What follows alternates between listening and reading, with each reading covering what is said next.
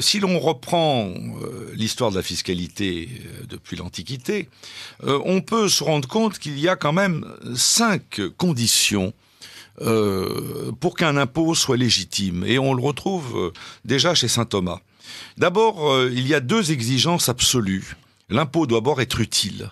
Parce qu'un impôt qui n'est pas utile est une confiscation inutile. Une confiscation qui, justement, répond uniquement à la fonction punitive despotique. L'impôt doit être utile. L'impôt doit également être modéré. Parce qu'un impôt qui n'est pas modéré est un impôt qui porte atteinte à la propriété individuelle, à la liberté d'entreprendre, à la transmission des patrimoines. Donc, il porte atteinte profondément au corps social, à l'identité du pays. L'utilité et la modération de l'impôt sont à mes yeux des exigences absolues.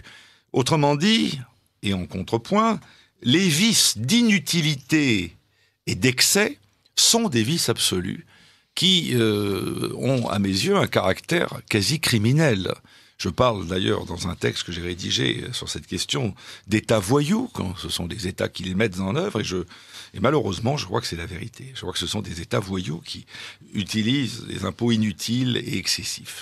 Puis il y a trois autres conditions qui sont simplement des exigences relatives. L'impôt devrait être simple, parce qu'un impôt complexe favorise le contentieux, les revirements de jurisprudence. Il favorise aussi les montages financiers qui sont de véritables usines à gaz. L'impôt complexe est un facteur d'obscurité qui nuit à quelque chose qui est extrêmement important de tout temps, c'est l'idée de consentement à l'impôt. Alors on croit naïvement que l'idée de consentement à l'impôt est une idée qui est issue de la Révolution française, mais pas du tout. On la trouve déjà au Moyen-Âge, on la trouve chez saint Thomas.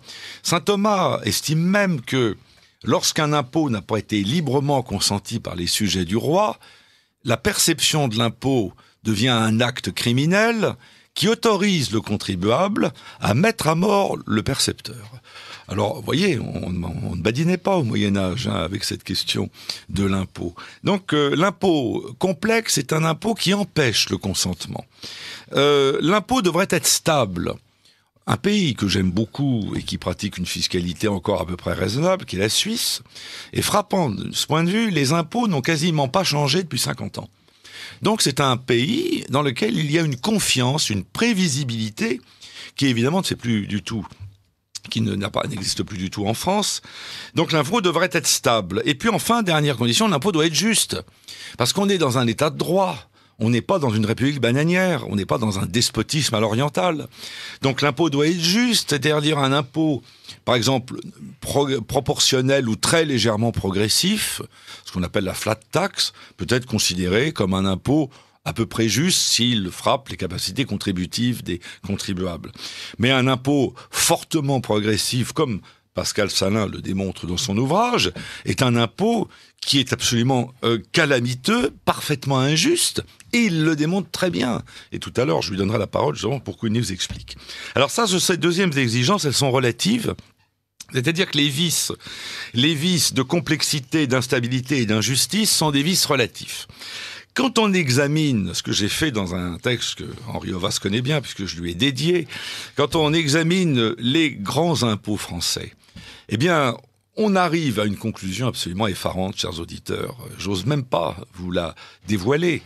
C'est-à-dire qu'à part la TVA et l'impôt sur les sociétés, tous les autres impôts sont affectés par un ou plusieurs des 5 vices que j'ai énoncés tout à l'heure. Et les pires de tous, c'est les plus-values immobilières, les droits de succession et l'ISF, ce qu'on appelle la fiscalité du patrimoine, qui, elle, parvient à ce tour de force extraordinaire de cumuler les 5 vices ensemble, inutiles, excessives, complexes, instables et injustes. Donc là, tout de même, ils ont fait très fort.